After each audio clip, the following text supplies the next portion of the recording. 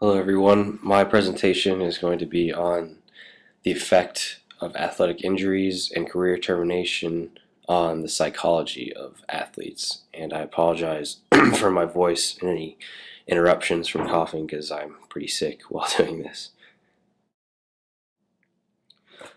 The stress and injury model for psychological predictors of injury states that the stress response is the key variable related to athletic injuries. So, for a stress response to be elicited, the athlete has to consciously address the certain tasks, demands, consequences, and then has to be able to cope with that perceived stress in some manner. If an athlete thinks that a certain situation can be potentially stressful to them and they don't have very well developed coping resources or coping mechanisms, then this can cause a negative stress response. And according to the stress and injury model, the elicitation of a negative stress response can cause increased muscle tension, narrowing of vision, and it can increase distractibility. And all of these factors are believed to increase the chances of an injury occurring. Personality is a very important factor that can affect how the athlete reacts to the stress response. Certain personalities are more likely to address the stress response negatively and therefore increase the risk of injury. Certain personalities can cause athletes to engage in risky behaviors, and it can also limit the effectiveness of a rehabilitation process for an athlete that has already encountered an injury. Life stress can also be a psychological predictor of an injury occurring. There is a known relationship between stressful life events and increase in illness, and this relationship can also be applied to athletics as well. Life stress can diminish the ability of athletes to effectively cope with stress responses, and studies have shown a trend of increased incident of injury with increased life stress. An athlete with a previous history of injuries can also be a predictor of future injury. How an athlete adjusts to previous injuries can influence the future stress responses that they come across. So some people can be distracted during competition if they are worried about re-injury or if they're not 100% confident that they are fully recovered. And this can put athletes at risk by narrowing their attention on the field. A good example of this would be Derrick Rose of the Chicago Bulls in the NBA. He tore his ACL last year, and now he is medically cleared by doctors to play. Everybody says that he's physically ready, but he still is reluctant to come back just because he is not mentally ready. And being mentally ready is almost as important as being physically ready. So, as we said before, coping resources will determine whether an athlete will undergo a stress response. A coping resource or behavior is any behavior assisting in dealing with stress.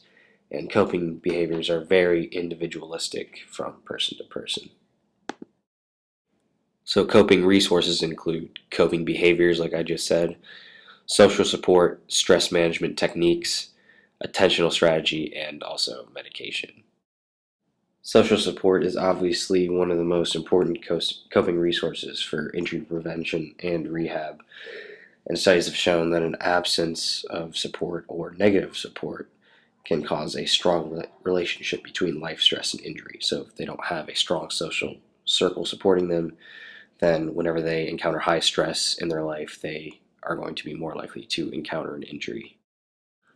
A strong social support network can keep an injured athlete's psychological profile positive and make him feel like he still matters to the team and to everybody around him. It will keep him more motivated to get better, and he won't be down on himself. Medication is something else that can affect the stress response either positively or negatively. An example of a medication that would positively affect the stress response is some type of NSAID or anti-inflammatory medication that would decrease pain and increase function and give somebody a little bit more confidence going out with some type of injury. A drug that can negatively affect the stress response is something like steroids. If somebody's using steroids and has the known roid rage that can accompany its use, that can cause a negative stress response and can lead to an increased incidence of injury. Pre-injury interventions that change cognitive appraisal can help an athlete rethink and reevaluate how she plans to address certain stressful situations, and physiological aspects may also be modified through imagery, progressive relaxation, biofeedback, certain things like that that we learned in previous chapters. So basically, interventions just help strengthen coping behaviors and resources. So the integrated sport injury model was developed in order to make the psychological processes that occur after an injury easier to understand. And the moderators of the stress response that we earlier talked about are also the moderators of the response to the actual injury and the rehab process. So the three main components of this model are cognitive appraisal, emotional response, and behavioral response. And in the dynamic recovery path, the cognitive appraisal affects the emotional response. The emotional response affects the behavior, and the behavioral response comes back around to affect the cognitive appraisal again. So it's just a big dynamic circle continuum like that. There are many factors that are examined in the cognitive appraisal process, but basically the athlete just evaluates every aspect of their life that is affected by the injury situation and then creates an emotional response. Most research in post-injury cognitive appraisal, though, focuses on self-esteem and perceived self-worth. Both of these tend to be lower in injured athletes when compared to regular healthy athletes, and both have shown a decline, obviously, after the initial injury, but increase with intervention strategies and performance self-confidence. Actual competency in the sport also declines initially after injury, but generally recovers when rehab is completed. Negative emotional responses are very common after acute injury, but some people will try to stay positive or at least convey themselves as positive after an injury in order to avoid being a distraction for the team. While negative emotions are common, clinical depression is not normal and should be immediately addressed. Many athletes are at risk for developing clinical depression after an injury, so that is something to be cognizant of and be aware of. A study from Augustus in 2012 suggests that emotional support from a social circle has a very positive impact on adjusting post-injury for adolescents with spinal cord injuries. So while this is a very specific injury, it still goes back to the point that I brought up earlier about social support being vital in an athlete's recovery and keeping his mental psyche positive. So after an injury has occurred, it is vital for these injured athletes to remain connected with their team and their primary social circle. This can help improve their mood and perceived self-worth. So negative mood can be predicted by maladaptive methods of coping and avoidance coping strategies. Maladaptive coping would involve things like total disconnection, inhibition, and Augustus in his study suggests that self-blame and isolation are of most concern. Venting emotions by writing them down, like in a journal, have also shown to be effective ways to help deal with negative mood. In terms of injury effects on teammates, research has suggested that an injury contagion arises in the team when they witness a serious injury. So basically, this may cause teammates to worry about injuring themselves instead of worrying about the game. This can alter tactics and performance. So team efficacy can be affected and performance may suffer. The infamous Louisville-Duke game in the NCAA tournament where Kevin Ware had his compound fracture is a pretty good example of this. At first, everybody, even people on both teams, seemed devastated by the injury, and there was a long break and people wondered how they would resume play, but Kevin Ware created an intervention that maintained their appropriate attentional focus and regulated their emotions by just saying to the team, go out and win this for me. It doesn't matter, just as long as you go get the win. So here's a video showing that situation, how it can affect teammates. Once he became that way, what was the first conversation you had with him like when he was really coherent and understood what had happened? I just said, man, I'm so proud of you. I said, you know, Kevin, you're a quiet young man. And sometimes when adversity hits, and as big as that was, when you and I looked at the bone out of your skin, and through all of that, your response was, just win, coach, and get the guys in here. Just win, coach. I'll be fine. Just win. I said, I don't know too many people with their bone sticking out of their leg would have thought about the team like that. So that speaks just so high of you as a person. How long did it take you after that to be fully engaged in that game again? Well, the first thing, I went to help him out. Mm-hmm. As I went to help him up, I looked down at the leg, and I really was, I didn't know what I was looking at. I saw this thing stick out, I didn't know what, and then I finally realized the bone went through the skin, and I was trying not to look at him. He didn't know it. And then he saw my face, and he looked down at the leg, and then he just went, oh my God, back. And I said, you're going to be fine, you're going to be fine. Then the players came over and saw it, started breaking down, getting sick, and then all of us started getting sick. And then at that point, I said, I've got to get control of this situation. And I went to get Shane out, and then I had to get Montrez to calm him down, and everybody was getting sick to their stomach. Mm-hmm. And then finally, we got control of the situation, and Kevin started saying that. He said it about 6 or 7 times. Just win, I'm going to be fine. Just win the game, I'll be fine. It was either, when he was saying that prayer, what was going through my head was either I'm going to cry and my team is going to be devastated and we probably won't win this game, or I'm going to just try to say some words that could get us through. And they beat Duke by 22, so I said I think my words got through good enough. You know? I've been touched by everyone. You know, someone called me earlier today and was just saying how this is bigger than just me. Like, a lot of people are looking at me like as a role model now, because a lot of people have been in injuries that ended their careers and car accidents and things of that nature, and people are really taking note to how I handled the situation. And it wasn't nothing that is out of the ordinary to me, because that's kind of just my character.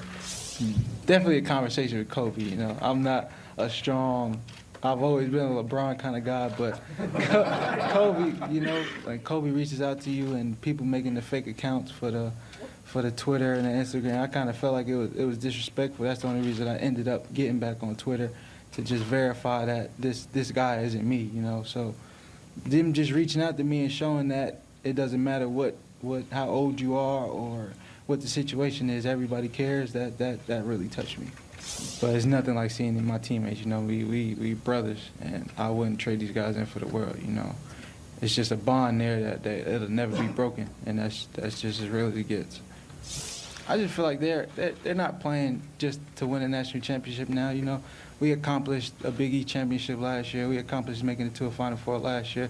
Our goals are still the same. My injury or not, I still want to win a national championship just like if I was out there playing, you know. And when we cut down the nets, that's what's going to be most important.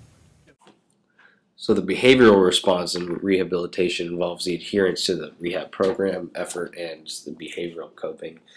And behavioral response is a direct representation of the emotional response. If you have negative emotions, you're more than likely going to have negative behaviors. If you have positive emotions, then you're going to exhibit positive behaviors. Adherence to rehab protocols is crucial for the program to be successful. Obviously, you get out what you put in. According to Brewer's study in 1998, typical behaviors associated with rehab adherence include somebody who is compliant with instructions for restricting physical activity, compliance of home rehab exercises, faithful completion of home modalities like icing and heat, compliance with medical prescriptions, and enthusiastic participation in clinic-based rehab and exercise programs. So there are also several theories that attempt to explain rehab adherence. The personal investment theory states that motivation for rehab obedience is based on personal incentives. Protection motivation theory involves motivation being related to a person's desire just for a healthy recovery, and the cognitive appraisal theory deals with adherence being related to cognitive and emotional responses to injury. So what we just previously were talking about. Personal factors and situational factors are interactive predictors of program adherence. Personal factors involve all aspects of athlete's personality, and self-motivation, typically intrinsic motivation, is the personal factor most related to adherence, but research also shows that mental toughness, pain tolerance, and a mastery goal perspective theory all lead to good adherence. Social factors include belief in treatment efficacy, comfort in clinical environments, and convenience of scheduling, and also the ever-important social support. Goal setting is also vital in rehab adherence and success, because without goals, the athlete or clinician have nothing to push for and strive for, so it keeps motivation high.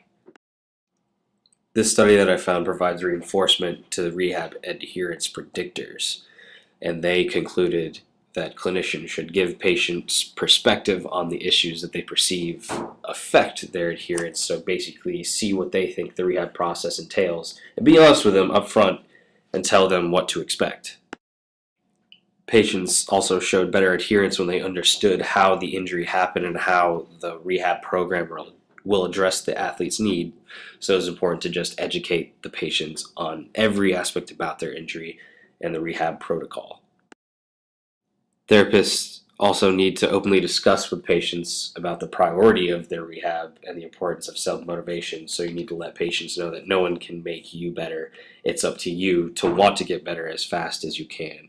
And also they found that a team approach should be incorporated in rehab, so teammates and coaches should be involved in some type of fashion during the rehab process, which I thought was interesting because you don't really see it that often. So as we explained earlier, coping, social support, and interventions have shown to all be pretty effective in promoting rehab adherence. A coping technique called rehabilitation rehearsal involves conscious use of imagery to cope with injury rehab. So it introduces a problem in a scenario in the person's head, then they visualize themselves overcoming that problem.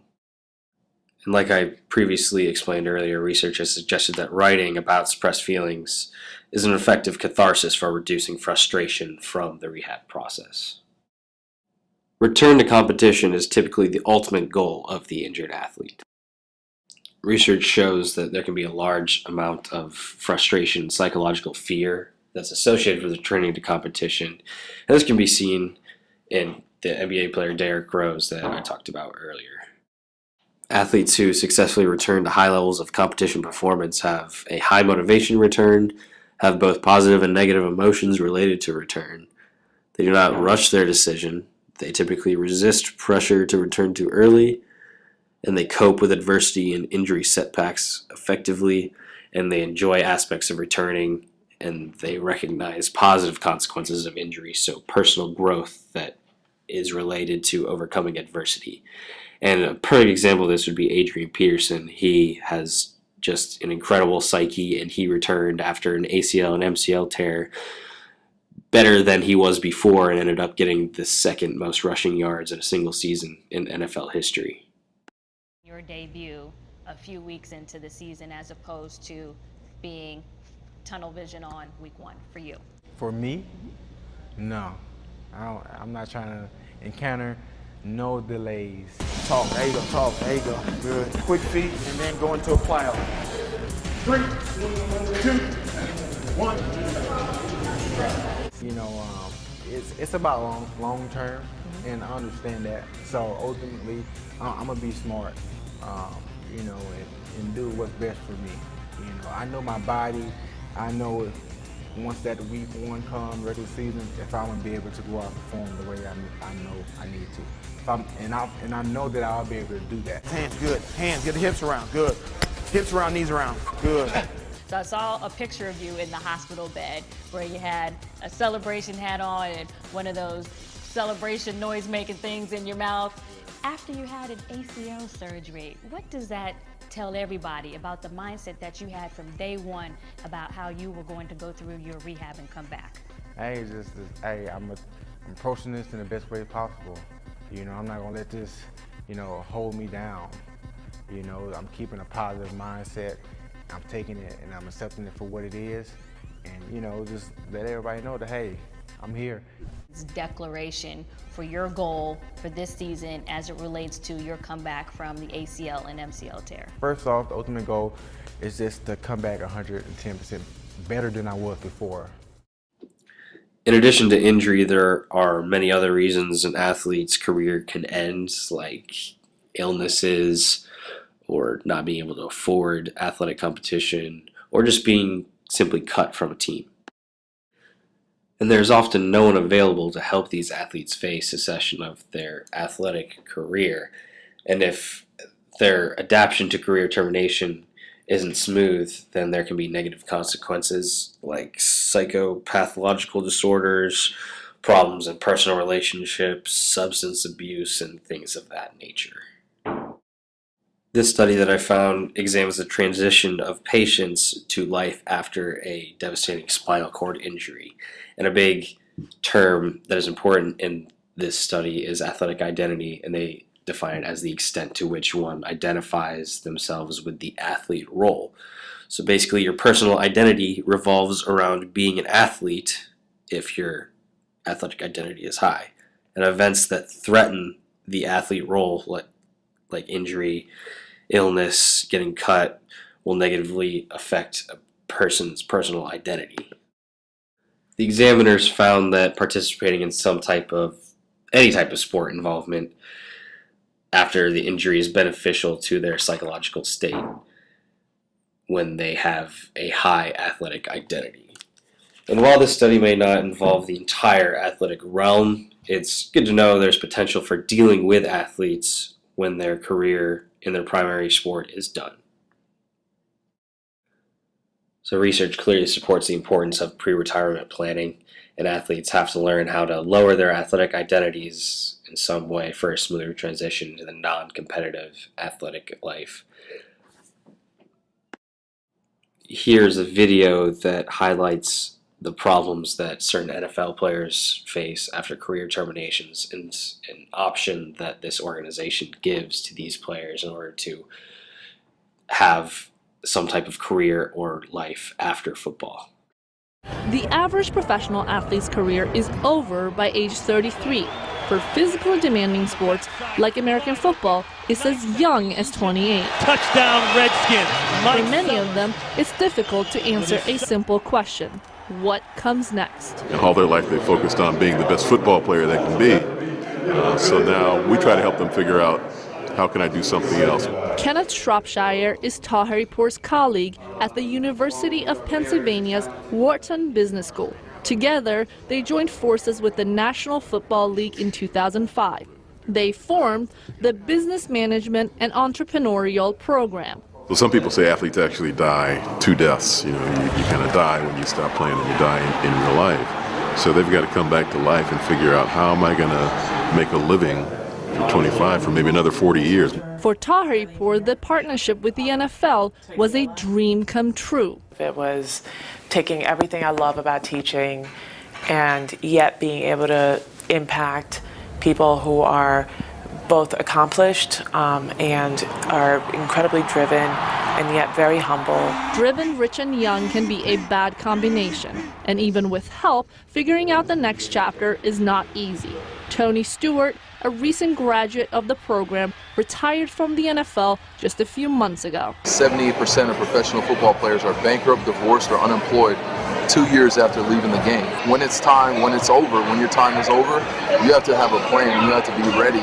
And that plan for the 220 athletes who have already gone through the program helps them beat the odds. They're like sponges. Like everything we tell them, they just sort of, they can't get enough.